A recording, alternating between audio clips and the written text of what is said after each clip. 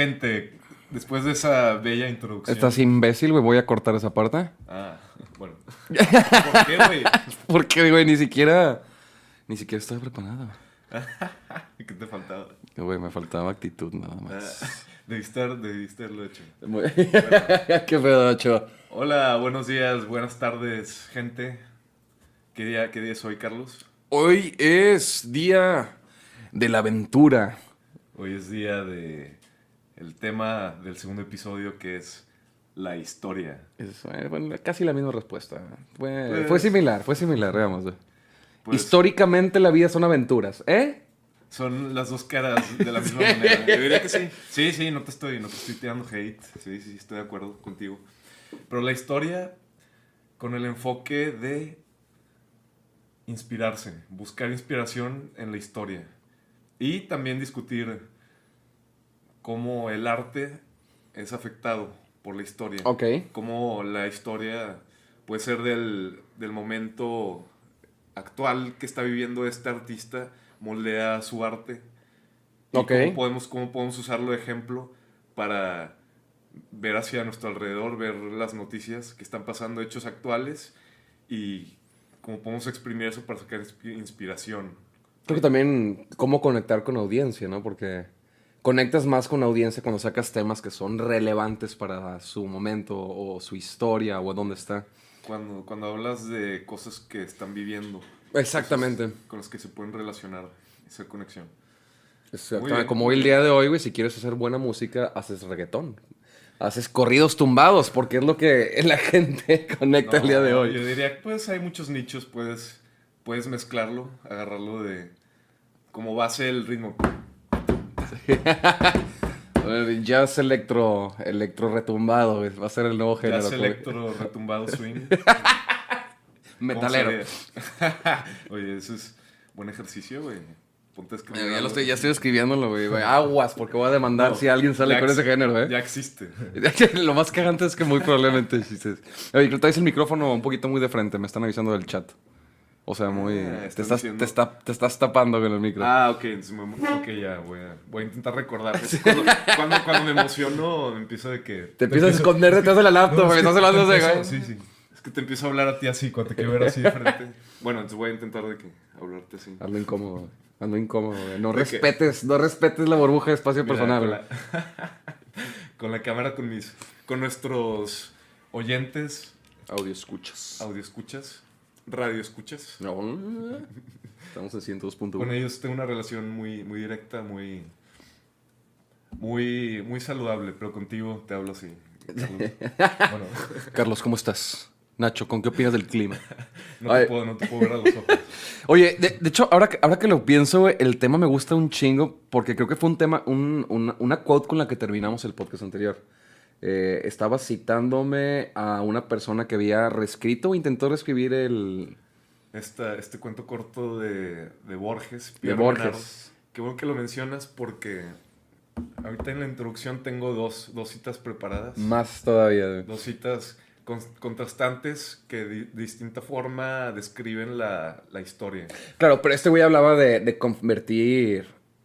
No, lo hubieras dicho, no sé si era parte de la historia o fue una cosa de este güey que quería agarrar el Don Quijote de la Mancha y hacer una versión, pero más actualizada a su...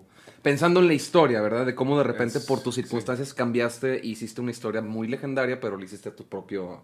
Es una cita directa del cuento, exactamente. Y justamente vamos a empezar. Oye, gente, les prometo que esto no está planeado, pero justamente es una cita relacionada con este mismo cuento corto. Muy relevante. Bueno, Todo el mundo sabe, Nacho, que te la pasas originalmente- escribiendo. Originalmente es una cita del Quijote, pero en este cuento corto esta misma cita aparece. Y mira, para dejar de darle vueltas al asunto, déjate la leo. Para quitarle el drama, venga. O sea, es una cita del Quijote, pero aparece también en este cuento corto de Ok. Borges, el mismo con el que cerramos. Entonces, así dice. La verdad, cuya madre es la historia, émula del tiempo, depósito de las acciones, testigo de lo pasado, ejemplo y aviso de lo presente, advertencia de lo porvenir. ¿Quieres que te lo repita? No, creo que esto me gustó, güey. Me gusta fresco y me gusta ese final ¿Cuál fue la última frase, güey? Si me lo puedes repetir. Advertencia de lo porvenir. Advertencia de lo porvenir, güey. Creo que es una referencia, ¿no? Cómo el pasado se puede repetir en el futuro, güey. Cómo caemos en los mismos errores de nuestra historia, güey. Como que era esta cita, como que retóricamente realza la historia, ¿no? Como que la pinta de una manera muy bonita. Sí. Por ejemplo, pues sí, emula el tiempo. La verdad cuya madre es la historia. O sea, te está diciendo de que la historia está muy relacionada con la verdad, que es una búsqueda que en el arte también se realiza, ¿no? Por eso el arte y la historia yo digo que están muy conectadas, porque las dos tienen como fin objetivo la verdad. Ya. Pero bueno, esta cita está muy positiva. Ahorita te digo la segunda. Ya iba a enojarme, güey. No, espérate, güey. Y ahorita hay la propaganda, güey, de Ucrania contra Rusia, güey. ¿Cómo explicas eso? No hay verdad. Esta segunda cita es de un historiador de 1700 que... Muy buena historia escribió. Edward Gibbon. ¿Gibbon? ¿Inglés, güey? Es inglés, exactamente. Y escribió la historia de la caída del Imperio Romano. Larguísimo, está larguísimo el libro, pero... Te lo juro que no te cansas, te lo echas en meses, pero si tienes la oportunidad, son así volúmenes. En meses, güey. Puedes defenderte, defensa personal con sus libros. Muy bien. O bueno, ya los metes en una tablet y ya no hay pedo. O puedes meterte al siglo XXI, güey. Pues, pero la tablet no te va a defender tanto como el volumen, si se mete algo. Y hay tablets, güey, con aplicaciones de teaser y cosas así, güey. Chéquenlas, güey, te estoy hablando en serio, güey. Tablets que lanzan un dardo, güey. Estás leyendo y que es que estoy distraído. No. Sí. Bueno, esta segunda cita, obviamente como el tema que trató es la caída de un imperio, tiene otra visión de la historia. Señor. Y bueno, te leo ya la cita. La historia es, en efecto, poco más que el registro de los crímenes, insensateces e infortunios de la raza humana. ¿Me la repites, por favor? La historia es, en efecto, poco más que el registro de los crímenes, insensateces e infortunios de la raza humana. Es curioso. O sea, nada, todo lo idiota que hemos hecho como humanos, busca la historia y te lo va a contar. Todas las tragedias que hemos vivido es un registro de las porquerías que hemos hecho hasta ahorita. Es un recordatorio. Como tú dices, igual, se me hace un poco pesimista, güey, pero estoy de acuerdo. Pero, bueno, el punto es de que sacamos muchas historias, ¿no? Valga la redundancia, se sacan muchas ideas de historias. Sí, no, de hecho me quedé pensando porque cuando, no sé, ya sea que leas algún libro, veas una película, incluso la música, como, no sé, hablando de la historia de la música, creo que lo vimos todos en la secundaria, al menos una introducción, cómo la historia y los sucesos que suceden alrededor de ti, pues influyen en estas nuevas corrientes artísticas. Por ejemplo, mi periodo favorito de la música es la romántica. Romántico. El barroco era bonito, pero el barroco estamos hablando ya de que edad oscura, todavía estaba la gente muy... Pero ya viene la revolución, el periodo de la ilustración, empieza a crecer las artes, empieza a crecer la filosofía, la iglesia deja de tener tanta decisión sobre nuestras vidas y de ahí florece también la música y habla mucho, no sé, es un periodo muy libre para la música, muy, muy arriesgado, muy innovador, menos métrico y cuadrado y más sentimental. Entonces habla mucho de eso nada más en la música, pero en historias también, ves cómo evolucionan ciertos beats, o quiero pensar, porque usualmente quiero hablar de las historias que son lo más leído, ¿no? Que son las novelas. Vamos a inventar una historia. Es la historia de esta persona buena contra esta persona mala. Cómo el personaje principal ha evolucionado y cambia dependiendo de lo que vives. Del contexto histórico. Exactamente. Incluso el villano. Y hay he leído muy buenos artículos de cómo los villanos cambian dependiendo de qué época se escribió. Antes era, no, es una deidad que no conoces y después es un dios y después, fíjate que son los alemanes o son los rusos y ahora no son esos, son extraterrestres. Den una crítica de que hay gente invadiendo mi país o gente que vinieron y están... Es un tema relevante ahorita. O sea, algo tiene muy interesante que las historias siempre se moldean y cambian dependiendo de lo que está sucediendo el día de hoy en en tu alrededor. Y no, detente mucho a ver películas antes, ¿no? Donde el malo es de que, hello, Dr. Jones. Es un ruso o un alemán, siempre fueron los malos. Sí, pues, los villanos de James Bond, de hecho, pues sí, hubo mucha época en la que eran extranjeros, pues sí, o rusos o son alemanes. Cuando después de que venimos de la Segunda Guerra Mundial y la Guerra Fría, claro que es lo que el mundo occidental o realmente los que controlan la media ahorita que Estados Unidos, te van a poner que el malo son esas personas y te encanta, nos encanta ese... Nos sentimos identificados. Tengo varios ejemplos, pero ¿qué opinas? Pues yo sí opino que es muy cierto y me pongo a pensar pues en los 2000 Ujú. también igualmente hubo una época donde todos los, bueno, no estoy generalizando todos, pero como que las historias se transfirieron mucho en el Medio Oriente y muchos enemigos así, y luego de repente no. El enemigo interno, el que te va a Sí, destruir desde The Body el espía. Snatchers. Sí, sí. The Thing. The Thing Ya nos hablando pasamos de... un poquito más atrás, pero pues sí, The Thing, pues otra vez aclarando el remake de los 80s. Sí, claro, el de Carpenter. Esto, ajá. Y va a ser todos los podcasts, voy a mencionar The Thing de Carpenter hasta que toda la gente que esté viendo este podcast lo haya visto. Si sigo hablando es porque tú no lo has visto. Sí, tú. Pero pues sí, recalcando el enemigo interno de Thing, en los 80s pues sí estaba todo lo que dar la Guerra Fría. Sí, de quién es espía en mi casa y hay unos rusos vecinos y seguramente están hablándole a Stalin y le está dando nuestros secretos. Nunca sabes, yo podría estar aquí nada más armando ideas para mi podcast que voy a hacer sin fin. Soy el enemigo interno. Es parte de la idea de que no sabes de dónde sale. Claro. De dónde te caen los chingazos. Pero bueno,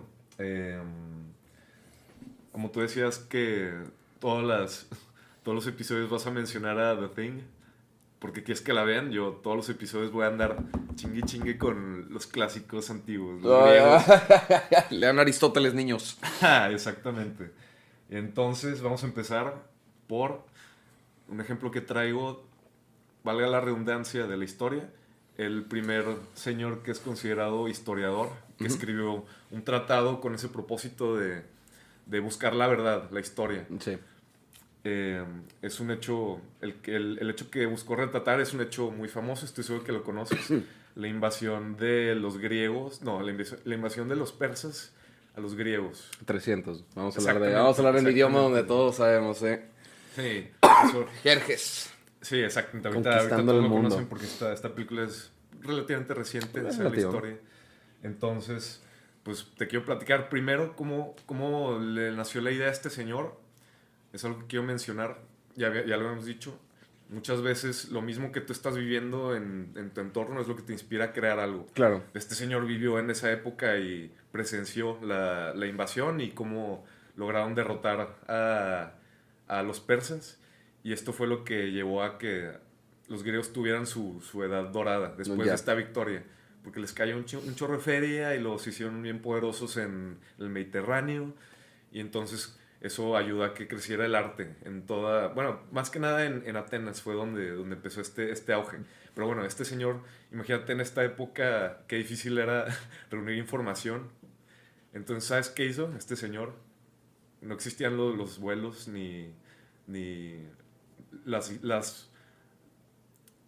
los mensajes se tardaban en transmitirse. Entonces el señor lo que hizo... No había Twitter, güey, para que subieran las fotos de cómo estás. Exactamente, el señor se lanzó, pues está muy limitado en este aspecto. Entonces el señor Heródoto, creo que no había mencionado. ¿Heródoto? Bueno, a alguna gente le dice Heródoto, otra gente Heródoto, eso X. Yo le digo Heródoto.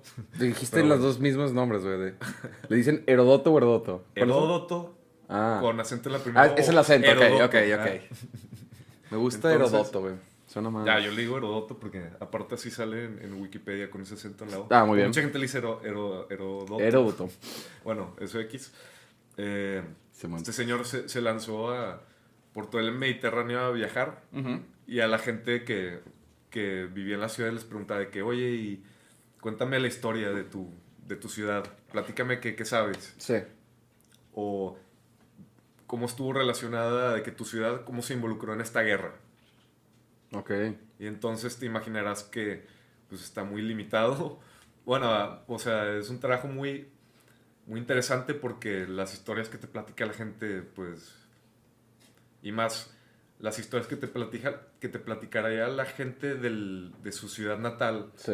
las leyendas o las historias que ellos creen que así se fundó mi ciudad. Claro. Se fundó hace 500 años, así decimos nosotros que se fundó.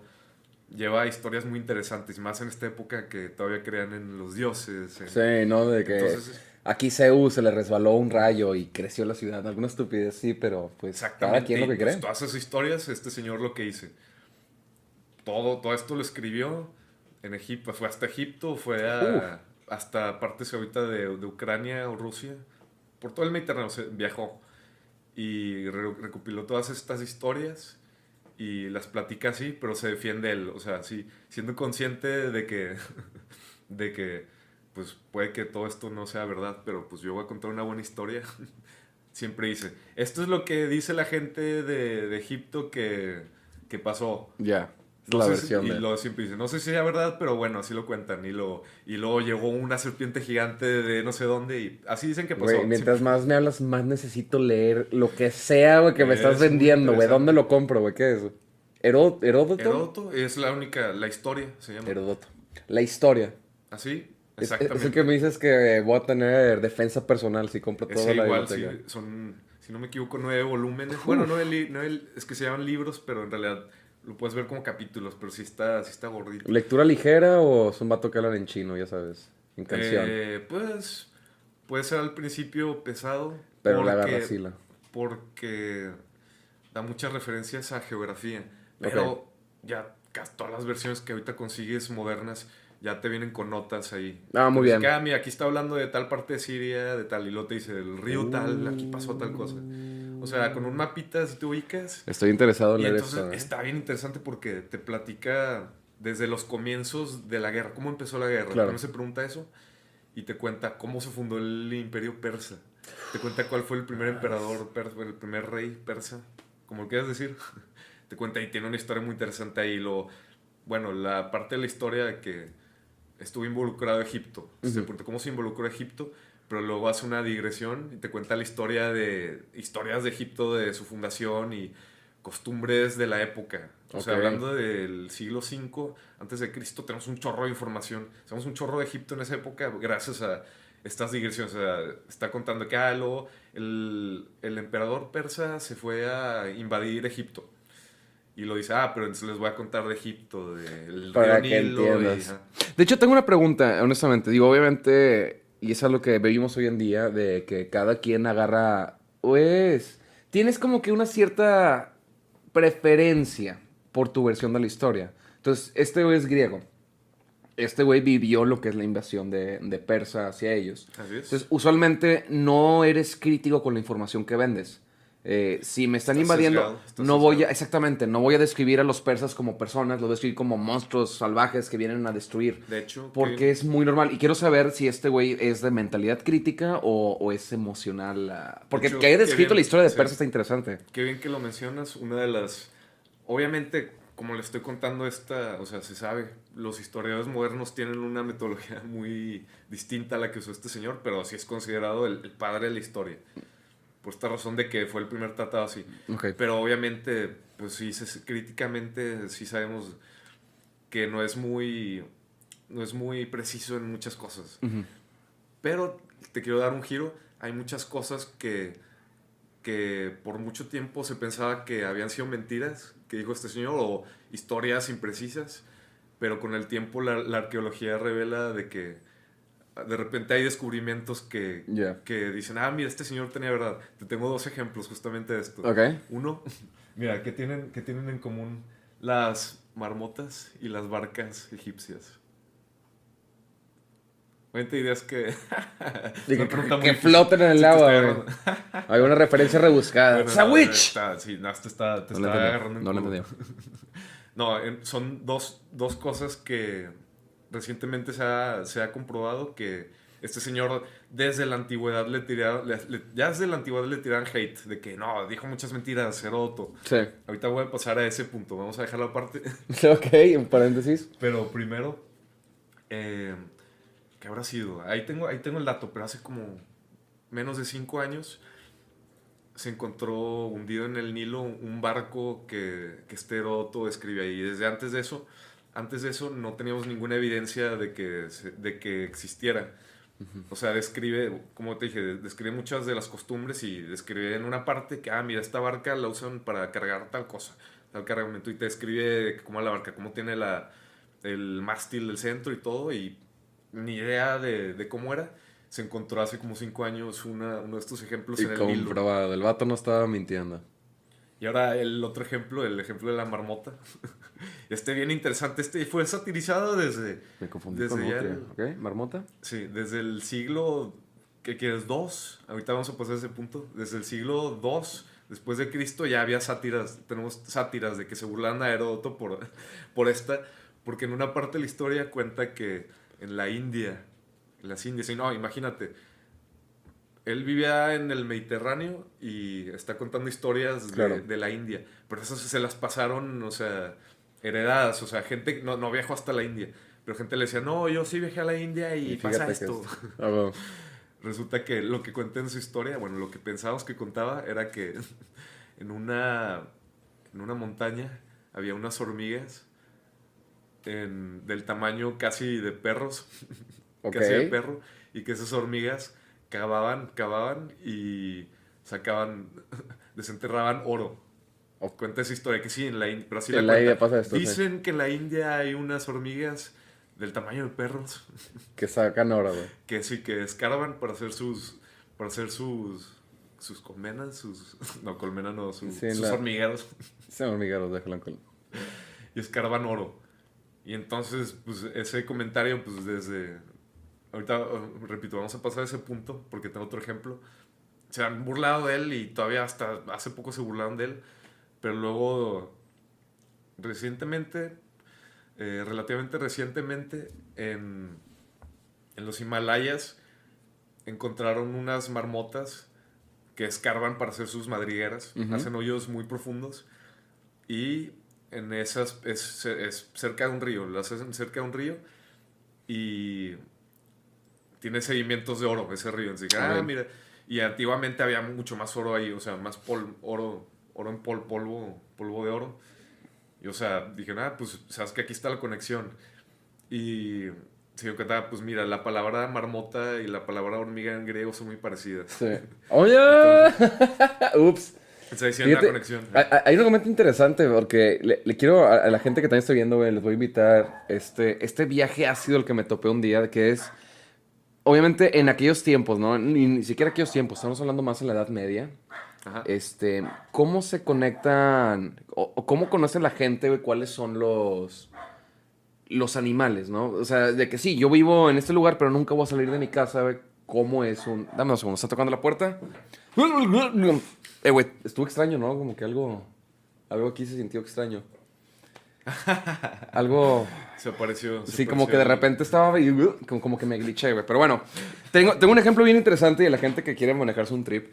Porque obviamente, como dices, no puedes viajar, no puedes ver el mundo, al final tienes que escuchar las historias Ajá. del qué dice la gente. Entonces, si imagínate que tú nunca viste un elefante en tu vida, para registrar y dibujar incluso, de que no estás haciendo un libro y quieres dibujar un elefante, no vas a ver elefante, vas a darle preguntas a una persona que ha vivido un güey de la India de que describe un elefante.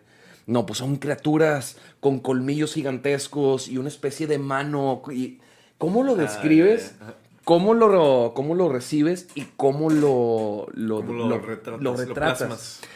Las pinturas que ves de las tortugas, las ballenas, son sí. impresionantes. Gente, tengan una chance, vean así animales dibujados en la Edad Media. Pues igual Impresionante. en nuestro Instagram subimos fotitos de La verdad, con la pregunta de pedazo de ¿qué animales? tapetes. En la Edad Media están de moda los tapetes así gigantes, con los leoncitos así deformes. Sí, que parece un perro, parece un coyote. Y No, tienen cara de que de persona. sí, es un jaguar, así me lo describieron. Güey. No, espérate, jaguares no habían eso. Estamos hablando de continentes diferentes. Ya. Pues hablando de esa descripción, voy a conectarlo Ujú. con otro ejemplo histórico. Voy a llegar a un punto, pero mira, te voy a leer esta descripción. Estoy esperando, porque tengo mis ejemplos también, ¿eh? ¿Por qué? Mira, sí. Déjate hecho este. Esta es una descripción de un cuadro que se pintó antes de Cristo, como en el siglo II, III, si no me equivoco. Ok. El pintor era famosísimo, Apeles se llama. Era el pintor de los pintores más famosos de la época. Imagínate, si te hacías famoso en esa época, te conocía. ¿Qué tan chingón tienes que ser para que te conocieran todo el Mediterráneo? Claro. Bueno, el punto es de que este señor vivió como en 200 antes de Cristo, pero bueno, tenemos una descripción. Obviamente sus obras están perdidas. Sí. Igual hay alguna que está enterrada en algún lado, pero no tenemos ninguna. Pero lo que sí tenemos es una descripción de una de sus pinturas que se hizo en el siglo II. Ok. En ese siglo todavía existían, o sea, del siglo II antes de Cristo, en el siglo II después de Cristo, tenemos una descripción.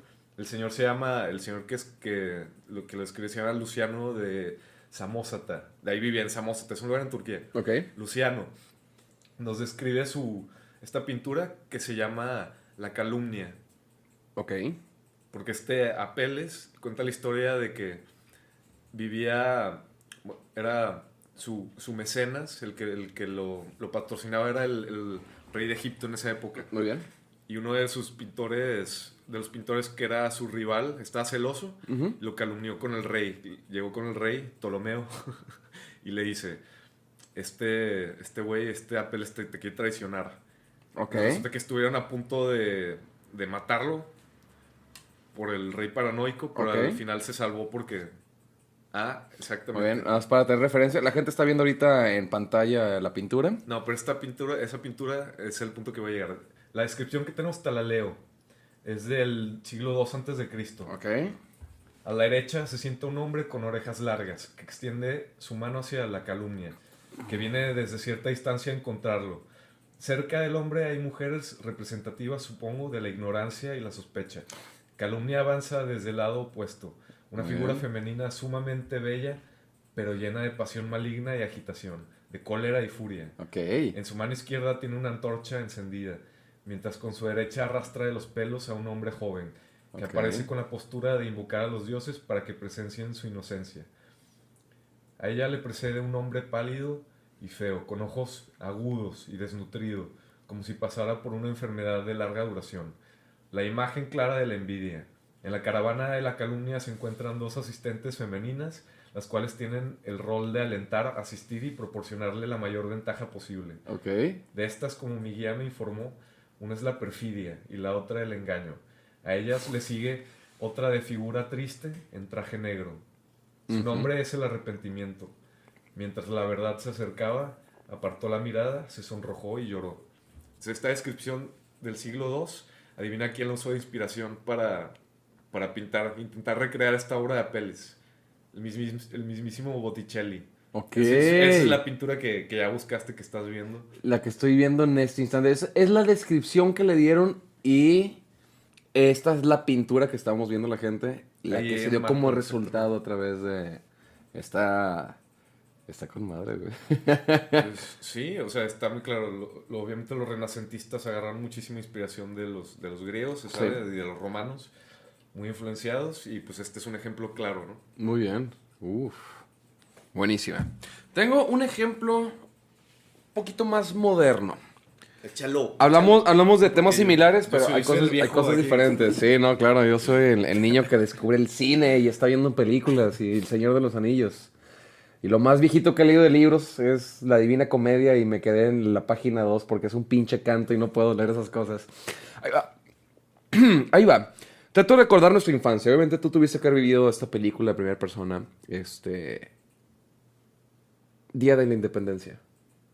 Sí, claro. Creo que es de las películas que más me divirtió de niño chiquito. Muy relevante Will Smith en este momento. Además, históricamente. Eso es lo que queremos recrear. ¿Te acuerdas lo que dijimos en el primer episodio? Que tenemos que agarrarnos a putazos. Sí, vamos para allá, Belchito. No te precipites, compadre. Con todo respeto, sí. Tiene que ser un clímax ya Es el episodio final. 15.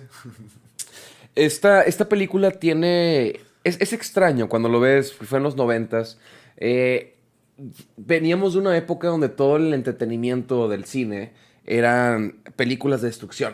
Nos gustaba mucho ver e imaginarnos qué sucedería si llega un volcán, ¿no? Y explota. Si viene un meteorito. Son las películas de destrucción que salieron en los 90. Catástrofes, sí. De hecho, tienen un nombre que disaster movies. En los disaster movies. Todo un género, ¿no? Fue todo un género que el boom duro que tuvo fue en los 90, al menos en mi época de persona que va a ver el cine. Y la verdad, es una película estúpida, no tiene sentido, pero me encanta. Y la guardo en un lugar muy especial en mi corazón. Me reí mucho, me encantaba ver cómo destruían lugares, me encantaba ver las explosiones. Es divertido. Los aliens, claro, era una experiencia muy... como divertida de ver la destrucción. Claro. Pero tenemos otra película que es prácticamente lo mismo. Y no.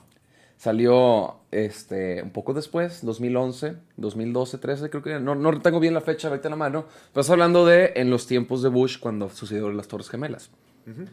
Entonces, ya la idea de que vengan y destruyan nuestros edificios y destruyeron la Casa Blanca... Qué divertido, qué loco. Tomó otro contexto. Porque ya lo vivimos. Uh-huh. Ese día que nos levantamos y destruyeron las Torres Gemelas, digo, yo como mexicano, pues obviamente es de que no, qué horrible, pero los que la vivieron más, pues son los gringos y son ellos los que hacen las películas que tenemos que consumir al final del día. Ahí está Hollywood. Fíjate la diferencia, porque las películas manejan la misma idea. ¿Qué pasaría si llegan extraterrestres a nosotros? Una se enfoca en el poder de la gente y vamos a tener que juntarnos y vamos a todos aliarnos y a destruir los extraterrestres. Destruyeron mi casa, pero somos, no sé, como que es una forma muy no pesada, por así decirlo. Es un momento divertido, casi cómico. Cuando se vive, ¿no? La humanidad vivimos lo que es este evento de que te pasa a ti en primera persona. La película cambió completamente. Si te fijas, es la misma premisa. Llegan los extraterrestres, llega esta gigantesca nave, nadie sabe qué está pasando y empiezan a destruir gente y quemar ciudades. Ajá. Pero el tema de la película es completamente distinto. Mientras en uno estás más apantallado por la destrucción, sientes la música que es más feliz y de que la militar. Están con el fin de entretenimiento. Exactamente, de sorprenderte. Tono, acá las explosiones te empiezan a dar miedo. Se vuelve más aún... Nos están agrediendo, no sabemos qué hacer, está muriendo gente alrededor de nosotros. En vez de enfocarse en la destrucción de edificios, se enfoca en la destrucción de personas, porque ya puedes ver a las personas cómo se vuelven polvo, ya puedes ver cómo... Estás como más... Se humanizó muchísimo más el hecho de que destruyan una ciudad. Y entonces la película se volvió completamente dramática y triste. Incluso hay otros temas que también se como que... Sí, incluso también las consecuencias de qué sucede uno con otro. Por ejemplo, cuando pasa en Guerra de Mundos, ¿no? Sucede la destrucción, pues la humanidad se junta al final del día, ¿no? Ya deja de haber conflictos, todos unidos en contra de los extraterrestres. Ajá. Pero como cambiaron las cosas, aquí empezamos a ver un lado más desagradable del ser humano. Ya no hay gente de que vamos a vengarnos. Ahí hay gente loca, hay gente que trata de sobrevivir. Gente que se le zafa un tornillo, en ese momento se quiebra. Hay gente que se quiebra, pero también hay gente de que no me importa a nadie, ya no vamos a morir, yo tengo que sobrevivir, voy a robar el carro y va a haber peleas. Entonces, es como en una, la humanidad somos grandes como seres humanos y en la otra somos unos como seres humanos. Entonces, ¿cómo cambia? Pero hay esperanza. Claro, al final siempre va a haber una esperanza que al final... No puedes ver algo tan dramático. Y sí, pero es parte de la dinámica como... La misma película se hizo 2 veces en diferentes momentos de nuestra historia. En los 90 antes de las Torres Gemelas y después de las Torres Gemelas. Y tenemos la misma película, pero se contó de una forma muy diferente. Entonces, la historia al final del día va a cambiar la forma en la que cuentes una historia. No importa que sea la misma o diferente. Quiero hablar de algo más. Un ejemplo de ahorita, ¿no? Que está muy de moda, el malo... El malo en las películas, ya sé que hablamos de que es el malo de James Bond, ya hablamos el malo del ruso, el malo... El espía o el enemigo interno. El enemigo interno, ¿no? Aquel espía que está dentro de nosotros y tenemos que deshacernos de él. Body Snatcher, The Thing. Y también tenemos empezamos a agarrar con este nuevo... No es el antihéroe, porque el antihéroe es un género completamente distinto. Estamos hablando más del malo... que justifica su razón. Estoy pensando ahorita en el ejemplo que todo mundo vio, porque es el que más le encanta. No es nuevo, pero pegó mucho y creo que habla mucho de la ciudad de hoy. Y ahí dices eso y me da miedo de que no lo haya visto. Pero... No, todo el mundo, claro que la viste, güey. Estoy hablando de Thanos, güey, prácticamente. Okay. El hombre que te dicen de que está padre la película, pero Thanos tiene un punto. Y la gente empieza a cuestionarse. Hay gente realmente diciendo entre ellos de que yo creo que tenía un argumento. Yo creo que si matamos, y ellos de güey, genocidio nunca es la respuesta, pero cada quien. Pero te fijas cómo cambia el villano. El villano que teníamos antes, ahorita se ha repetido. Estas madres, como dice, recitando tu frase, al final somos ciclos. Y así como está ahorita que el malo es una persona con la que te identificas y lo entiendes y perdemos más tiempo viendo la perspectiva del malo. Después va a ser otra vez los rusos, hablando que tenemos ahorita el conflicto, y vamos a estar girando y luego vamos a tener que hacer lo mismo, pero al final del día es dependiendo de qué está pasando el día de hoy en nuestro alrededor. Desde ahí vienen los malos, los buenos, la historia, la narrativa y los temas que tienes que tocar para que la gente conecte contigo. Ahí quiero conectar un poquito eso que dijiste de las motivaciones de Thanos. Uh-huh. Se me ocurre que parte puede ser hasta subconsciente del por qué decidieron retratar hacia el villano. Es porque, ya regresando a lo de las Torres Gemelas, después todos los conflictos en el Medio Oriente en los que se metieron los estadounidenses, quería decir gringos, pero hay gente que lo considera irrespetuoso. Un insulto. Nuestros amigos gringos. Hay mucha gente, obviamente, y en el mismo Estados Unidos, que no les gustaron ya los efectos o las repercusiones que tuvieron esas guerras en las que se metieron, que inicialmente estábamos galvanizados todos a apoyar que se metieran allá, porque hay problemas que tenemos que solucionar ahí, surge meterse. Pero luego ya todas las repercusiones de después empezaron a cuestionar, como que se puso de moda en esa época, o incluso ahorita, la moral gris. Eso es a lo que quiero llegar. Sí, claro. Esas motivaciones gris, y que no hay nadie que esté bien, ni completamente, ni nadie que esté mal. Sí, no existe el villano. Existe una persona como yo, pero con ideas diferentes, que si es genocidio, no mames.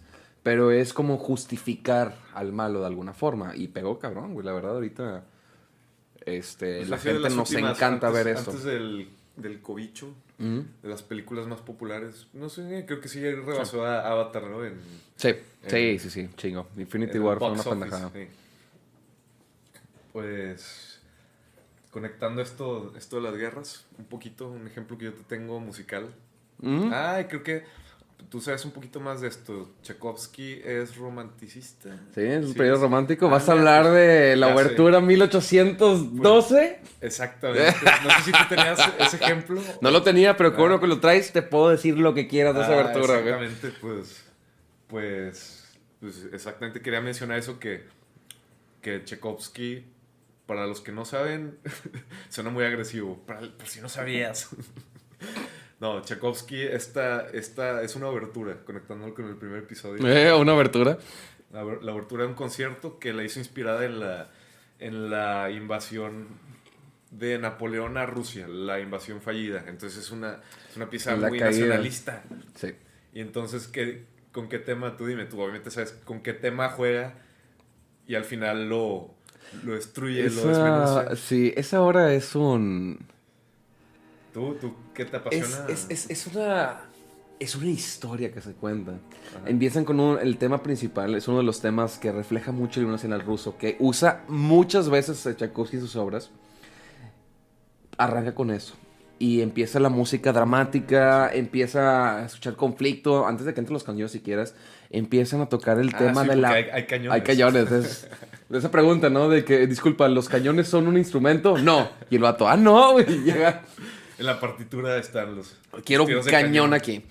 Llega un momento donde la obra empiezan a tocar la marsellesa o el himno nacional francés. Muchas veces. El papam, papam, pam, pam, pam, pam, pam, pam.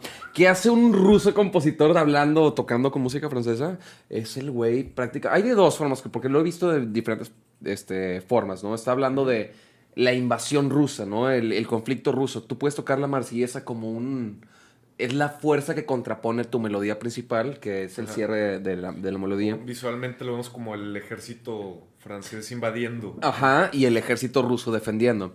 Pero dentro de esta música también, Tchaikovsky agarra la melodía de lo que es la marsellesa y hace la hace hermosa.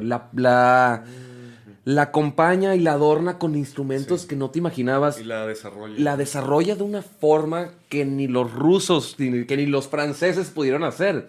De alguna forma también lo he sentido como una especie de burla de Tchaikovsky. Su Marsellesa, déjame les enseño cómo la puedo hacer más bella. Como no tienen los compositores No las tienen agallas de componerla de esta forma, de presentarla de esta forma. A la gente que tenga 16 minutos para escuchar música, chéquenla. Tchaikovsky, Abertura 1812. Pero tenías un argumento de tu lado. Ay, bueno, al final, ¿cómo cierra? La parte de los cañones, esta melodía.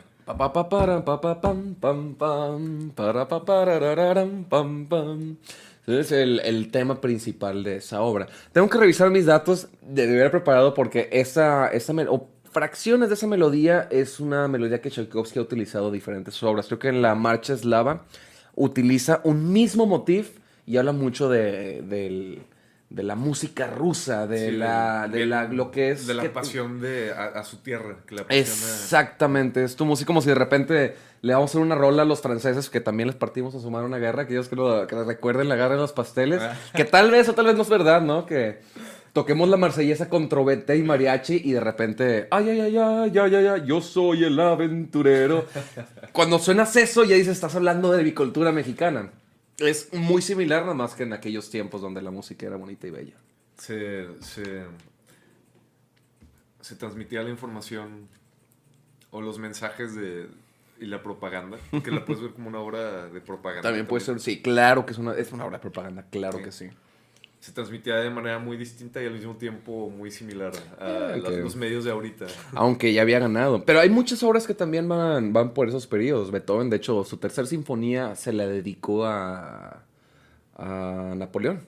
La compuso creyendo en Napoleón. Después de saber lo que decía en sus visiones. Cuenta el mito, obviamente, no sabemos nunca qué ha pasado en la historia, ¿verdad? Pero cuenta la leyenda que después de enterarse de lo que sucedía con Napoleón y cómo se rompió y empezó a invadir y hacer su desmadre, el güey tomó las partituras y las aventó al fuego. Decir de que a la mierda están así. Y alguien la rescató y quién sabe qué, pero ya no sabes esto. Nunca sabes qué es verdad y qué no es verdad, de qué es embellecer la historia. Pero es un dato interesante sobre Beethoven y la tercera sinfonía dedicada a Napoleón. El recuento. Pues ahorita tengo unos poquitos ejemplos ya un poquito más breves de autores que se han inspirado. Ahora sí vamos a darle un giro. No autores que se inspiraron de su mismo contexto histórico, sino que escogieron una época del pasado que pues, les atraía el tema y de ahí lo transforman para su beneficio, para el beneficio de la obra. O sea, transforman estos hechos históricos para contar una historia actual de su época. Claro. Por ejemplo, Shakespeare se inspiró mucho de un biógrafo, otro señor, Plutarco. Ok. Este Plutarco se dedicaba a escribir biografías de gente famosa, de figuras históricas. Plutarco vivió en el segundo siglo, pero sus biografías son unas historias que te cuentan las personas. Te escribe a Julio César, haz de cuenta que lo tengo aquí en el cuarto, a Marco Antonio. Okay. Y de ahí es la fuente que Shakespeare saca para muchas de sus obras, la de Marco Antonio, Cleopatra y Marco Antonio, ¿sí? de Julio César. Tiene otras de la historia romana, Coriolano. Tiene incluso obras de su misma historia en Inglaterra, de la Edad Media, reyes históricos y sus historias las cuenta, pero de una manera que son relevantes en su época. Claro. Pon una obra que se llama Ricardo II. Shakespeare pues tenía obviamente las crónicas donde contaban la historia de Ricardo II, pero él las adapta y en su época vivía un personaje un conde muy famoso, creo que era un conde o duque, el conde de Essex, que era una figura muy controversial porque como que está ganando más poder que la reina en esa época, entonces como que chocaba mucho con ella. Hay un personaje en Ricardo II muy parecido a este, entonces obviamente la gente cuando ve la obra dice, mira, está hablando de está hablando de Henry Bollinger, que así se llama, pero al mismo tiempo está diciendo algo de este señor Essex, ¿no? Está diciendo los peligros de chocar así con el poder y, o sea, muy relevante y al mismo tiempo contando la historia del pasado, ¿no? Otros ejemplos bien rápidos que se me ocurren, Game of Thrones, está igual basado en una guerra histórica en Inglaterra, la Guerra de las Rosas, que dos familias poderosas se están peleando la corona. De hecho, hasta los nombres. Estas familias históricas eran los York y los Lancaster. Y te suena muy parecido a la guerra que tenían los Stark y los Lannister. Sí. Y personajes así completamente inspirados, ¿no? Entonces, también es muy interesante esta modalidad de agarrarte inspiración de la historia, que tiene muy buenas historias, pero moldearla a tu influencia presente. Es interesante, me gusta porque terminamos con dos puntos diferentes pero similares, no se conectan, ¿no? Porque es inspirarte de la historia para hacer tu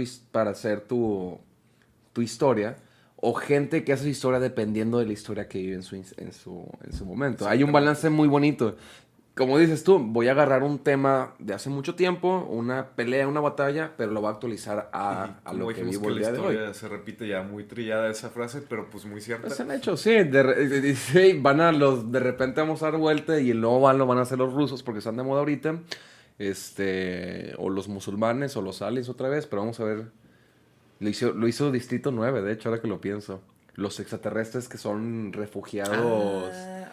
Exactamente, refugiados porque eran refugiados, ¿cómo habían llegado? Ya ni me acuerdo. Pues, sí, no tenían comida y les dieron así un lugar para que se pusieran. Los maltrataban, sí, los tenían como que en un gueto. Sí, hablando mucho de los refugiados, ahorita que está. De hecho, ahorita es muy relevante considerando el conflicto que tiene ahorita con los musulmanes palestinos que están huyendo, los de Siria que están huyendo todo el conflicto de su país y están metiéndose a Europa y hay un chingo de protestas y hay un desmadre. Y hay gente que detesta a los palestinos y hay gente, gente europea que detesta. Gente que los quiere recibir. Y gente que los quiere regresar. Hay un conflicto muy interesante, pero son cosas que vivimos. La guerra siempre es un desmadre. No sé. En todos lados. Es guerra todos los pinches días. COVID, regresa. No pasaban esas cosas con el COVID. Todos guardaditos. Sí, todos bien amables. Güey. Decía que no voy a salir hoy porque hoy no voy a invadir Ucrania. Porque veo mucha gente afuera sin cubrebocas. Entonces antes de la vacuna, la vacuna Sputnik, hablando de... La Sputnik, ¿eh? No, todavía no sale mi vacuna Sputnik, entonces mejor me voy a guardar en mi casita. Y ya que la sacó, ahora sí, vamos a hacer desmadre. Bueno, entonces... queríamos pasar a la dinámica. Muy bien. La dinámica, la parte 2. Se conecta mucho con el tema del siguiente podcast. Ya hemos visto, ¿no? Cómo la historia puede cambiarnos, ¿no? Lo que es una historia o un tema principal o una novela o lo que queremos compartir, cómo cambia dependiendo de las cosas que suceden a nuestro alrededor. Quiero jugar, vamos a buscar alguna historia, alguna película, alguna idea que sea muy familiar, que todo el mundo conozca. Si yo digo Caperucita Roja, todo el mundo sabe qué es ese pedo. Pero ¿qué pasaría si se hubiera escrito Caperucita el día de hoy? ¿Cómo sería la historia? Si viviera en la modernidad. Okay. Exactamente. No, o puede ser no hoy. Si me dices de que ¿qué pasaría si Caperucita Roja hubiera vivido en el periodo neandertal? ¿Qué hubieran contado los neandertales? No sé, vamos a estar recordando. En vez de un lobo, ¿qué sería? Exactamente. ¿Hasta qué punto tu historia se modificaría? ¿Hasta qué punto se mantienen los temas principales de tu historia? Y no sé, ¿qué te ayudaría a pensar en tu historia y tratarla de verla con diferentes puntos históricos para...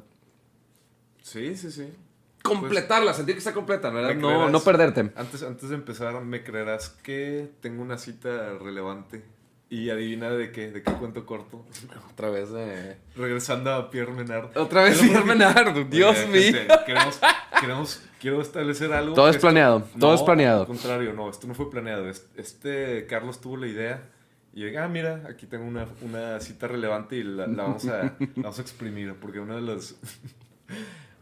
las de las características importantes de ser artista es que tienes que ser eficiente, ¿no? Con tus ideas. Exprimirles hasta el último jugo. Entonces, pues bueno, ya estamos hablando de este cuento corto, ya lo mencionamos. Aquí hay otra cita relevante, pero es que es Borges, puedes sacarle lo que sea. Ve. Borges. Cita del mismo cuento corto. Venga. Es uno de esos libros parasitarios que sitúan a Cristo en un boulevard, a Hamlet en la Canebière o a Don Quijote en Wall Street. Wow. Como todo hombre de buen gusto, Menard abominaba de esos carnavales inútiles, solo aptos, decía, para ocasionar el plebeyo placer del anacronismo, o, lo que es peor, para embelezarnos con la idea primaria de que todas las épocas son iguales, o de que son distintas. Más interesante, aunque de no, esto ya es otra parte de la cita. Okay. Pero entonces, Borges en su cuento corto le tira hate a este ejercicio, pero lo vamos a hacer. Porque el tema principal del primer podcast también era desmitificar a los artistas, sus métodos. Sí, cierto. Sus ideas. No era el podcast, pero fue el... ¿Cómo se llama? Fue un muy buen quote que hablamos. Exactamente, entonces, bueno, Borges en esta cita le tira hate a esta modalidad. Total, este podcast es dándole la contra a Borges, ¿no? Sí, en el primero le... qué buen twist, ¿no? Sí. Eso puede ser un tema para otro episodio. Para otro episodio. Los twists inesperados. Empezamos otra vez hablando muy bien de Borges y ahorita que Pete, no estoy de acuerdo. No estoy de acuerdo con Borges. Ok, entonces... pues yo tengo ejemplos preparados, no sé si quieras empezar. O, ¿qué ejemplo quieres que intente? ¿O me ayudas? No, quiero, mira, ¿sabes qué? Me gustó haber hablado de este tema de extraterrestres, ¿no? Okay. La historia del extraterrestre, del alienígena, y vamos a agarrar Body Snatchers, los extraterrestres que están escondidos aquí, The Thing también, véanla, putos. Ajá. Después tenemos Guerra de Mundos. Bueno, después de Guerra de Mundos, la original, el remake. Uh-huh. Antes de Guerra de Mundos, el remake, tenemos Día de la Independencia, los extraterrestres y los militares juntándose. Después tuvimos Guerra de Mundos, el desastre real de ver a tu ciudad destruirse, la pérdida humana y el caos que se genera. Y luego salió District 9. No lo preparé, pero cuando lo hablé más me hizo sentido. Es la misma narrativa. ¿Qué pasaría si extraterrestres invadieran la Tierra? ¿Y cómo se la pasarían ellos aquí? ¿Cómo se la pasarían ellos? ¿Cómo te la pasarías tú? ¿Cuáles serían los temas que se van a abordar principalmente? Entonces, quiero ponerte el siguiente. Día de hoy. Hoy mismo. 100% okay. Ahorita con los conflictos que tenemos interesantes en la historia. Te voy a echarse a cambiar porque también tengo otro interesante. Pues ya tengo ideas. Excelente, qué bueno que estás calentándola. La historia de los extraterrestres invadiendo la Tierra el día de hoy. Yo creo que cuando llegarían se darían cuenta de que somos un pueblo, un planeta muy dividido. Uh-huh. Entonces empezarían a... Siento que habría un bando de dentro de nuestro mismo planeta que está dividido, que aprovecharía, oye, mejor hay que aliarnos con los extraterrestres para chingarnos a este otro lado. Ok. Y entonces los extraterrestres verían de que, mira, estos güeyes están peleando entre sí. Más bien, vamos a hacer de que vamos a engañar, a jugar a los dos lados, darles una cosita aquí, entonces estos güeyes se enojan, empiezan a ganar, no, entonces vamos a darle más cosillas acá, más recursos, y entonces nos terminamos destruyendo nosotros solos.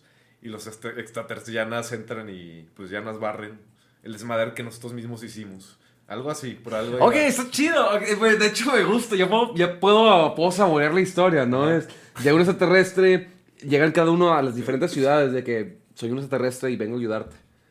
Y lo mismo le dice a todas las ciudades del mundo, ¿no? Y que están en guerra entre sí, ellos. No, hay guerra todos los días, de que van a entrar. Sí, no te preocupes, yo te voy a dar armas, yo te voy a dar todo para que tú puedas. Te voy a dar avances tecnológicos, te voy a dar vacunas contra el COVID. Te voy a dar... la vacuna que sí sirve. Te voy a dar tanques y entrada a la NATO, güey. Perdón, güey. Se puso personal, ¿verdad? Está chido, güey, porque es relevante, güey. Precisamente es eso, güey. Y al final, después de que se desmadran entre ellos, llegas y recoges. Llegas y ya nada. Ok, ahora yo soy su dueño. ¿Ya? Ese es el plot twist al final, ¿no? Al final sí, que al final nos damos cuenta que Nos jugaron, nos estuvimos solos, ¿sabes? Algo así. Está chido, Ignacio. Entonces de que Borges ahorita está enojado. No, está bueno, güey. No. Borges es...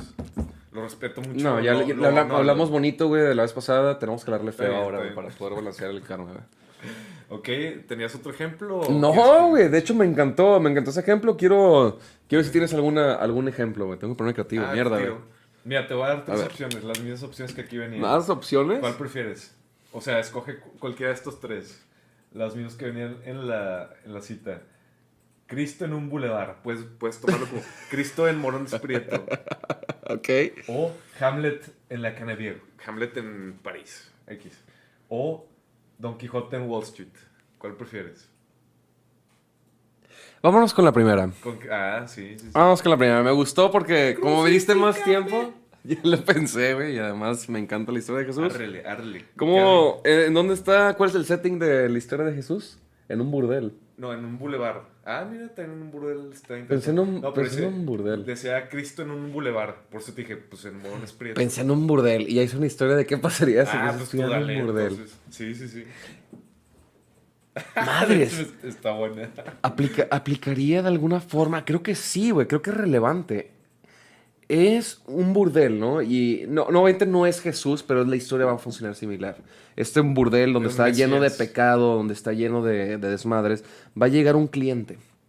Y quiere decir, con un cliente me refiero, es una persona que no está fuera del pecado del burdel. Él es partícipe. Okay. Pero va con una mentalidad un poquito más completa que simplemente ir a ver mujeres bailando desnudas. Viene con el objetivo de conocer a estas trabajadoras. Trata de conocer a una, tratar de descubrir cuáles son sus conflictos, entenderlas, platicar, escucharlas. Uh-huh. La gente, estas mujeres que trabajan en el burdel, cada vez se van sintiendo tratados como personas y no como objetos, uh-huh. Los cuales empiezan a sentirse cómodos frente a esta persona que viene a escucharnos, a platicarnos, a hacernos reír, a hacernos sentir bien, a asegurarnos de que valemos, o que es un proceso y que las cosas van a salir mejor. Y sí, en vez de llegar y pagarte de que, sí, le voy a pagar 2 horas para que esté conmigo, invirtió ese dinero no para toquetearnos nada, sino para platicar conmigo, darme consejos, hacerme sentir crecer como individuo. Entonces la pregunta, ¿todos sabemos cómo acabó la historia de Jesucristo? De hecho, ahora que lo pensamos, todos sabemos a dónde va esta historia. Ajá. Bueno, ok. No sé. Porque el dueño de lo que es este bar empieza a notar el hecho de que, pues y voy a jugar la movida de que voy a también poner la perspectiva de aquella persona, el antagonista. Empieza a verse preocupado porque, pues, están muy contentos las chavas. Está distrayendo a sus empleadas. Sí, 2, 3 empleadas incluso ya se fueron. Y de sus empleadas de verdad se sentían muy completas, ya no tenían miedo y salieron y consiguieron un trabajo. Y es de, a ver, algo está extraño que por alguna razón se me están yendo las chicas de mi burdel. Y ahí es cuando descubren descubren qué es lo que está pasando José. con Sí, vamos para que no sea tan derivativo, güey. Ajá. Y es José quien ha estado dando. Y José no es grosero. Incluso también trata de platicar con esta persona, tratar de vender esta idea de que, bro, no quiero ser grosero, pero, o sea, tienes buenas chicas y van a seguir entrando, pero... Que puedes emplearlas para otra cosa. O no, no las despidas, puedes emplearlas en... O no. Puedes hacer otro tipo de negocio. Puedes hacer el mismo negocio, no estoy juzgando tu negocio, pero permite que tus niñas pasen por este proceso y que sea una decisión no obligada. Porque, por ejemplo, Cintia le encanta trabajar aquí, no la voy a juzgar, ella puede estar aquí, pero no sé, Roberta estaba por obligación y ya se sintió mejor y puede salir. Trata de buscar este balance, pero obviamente no. El dueño del burdel no puede... Muy rígido en sus métodos. Deja tu rígido, está perdiendo dinero. Entonces, lo siento, José, pero te vas a ir a la chingada. José le vale madres. ¿Y lo vetan? Lo vetan del bar, pero no es suficiente porque se sigue hablando con las chicas. Las chicas tienen el teléfono, platican con él. Agarra a sus guarros, a sus gentes, a sus pimps. Tenemos que deshacernos de José. Está mal influenciando mis intereses propios. Y obviamente llegan, le parten a su madre, güey, y lo abandonan en un río. Qué duro. Pero luego resulta que era una persona famosa, era conocida, güey. Era un güey millonario súper altruista que todo el mundo quiera y lo martirizan. Ajá. Y revive al tercer día no como físicamente, sino más se martiriza, se conoce alrededor la leyenda de... Revive su La leyenda de idea, Josué su ideal. y en diferentes burdeles dentro de la ciudad empieza a nacer este deseo de que debería tal vez buscar mi sueño. Empieza a crear un ¡Tacatán! movimiento.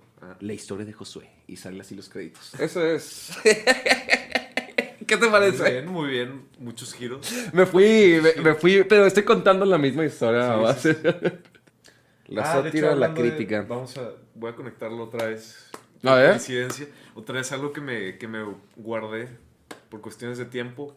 Lo puedo conectar con la conclusión. Venga. ¿Te acuerdas que habíamos hablado de que se burlan mucho de Heródoto? Heródoto, sí. Desde su época. ¿Te acuerdas de este Luciano, el que describió la obra de Apeles? Uh-huh. Esta que luego terminó pintando Botticelli. Ok. Este mismo Luciano es bien conocido por sus sátiras. Tiene una sátira justamente de los escritos de Heródoto. ¿Sabes cómo se llama esta sátira? No, pero no nada de Heródoto. Se burla de los historiadores que mentían, como él decía, que mentían descaradamente. Entonces él dijo, pues si ellos mintieron descaradamente y nadie les tiró cagada, pues yo voy a contar una historia que es completamente falsa. Y burlándome de estos historiadores. Ok. Entonces, de hecho, sale Ya entendí. ya para esa época, para la época de este Luciano, ya era un cliché burlarse de esto que te dije de las hormigas. Sí. Entonces, en su historia cuenta de que se van en una aventura en un barco, este Luciano. Pero claro que empieza así, de que todo esto que les voy a contar es mentira, pero soy un historiador. Entonces se va en su barco y se encuentra todas estas aventuras de que va al espacio, hay una pelea en el sol, muchas cosas así, pero lo está contando con el estilo así de historiador. Ya. Y la conclusión fue que es considerada esta de las primeras, o si no la primera obra de ciencia ficción. Esta historia... Pero era una que contó. sátira. Era una sátira. La Una idea de crítica. la idea que Qué interesante. este señor se empeñó en hacer era burlarse de todos estos recuentos históricos que contaban estos disparates. Claro. Incluso hay una parte donde llega a la isla de los afortunados, donde los héroes que morían en gracia se iban a vivir ahí, a pasarla bien en esta isla. El Valhalla, bien. Sí, el equivalente al Valhalla de los griegos. Pero hay una parte de esa isla donde castigan a los historiadores que mintieron y ahí está. Ahí está. Heródoto y está castigando por todas sus mentiras. Ok, algo también muy común platicar de eso. Y recae otra vez a la Divina Comedia donde grandes personas de la historia aparecen en tu narrativa, ya sea castigados o en algún momento contentos, lo que sea, pero agarras personas que existían en tu historia y las anexas a tu narrativa, que usualmente son más novelas que historia. Pero...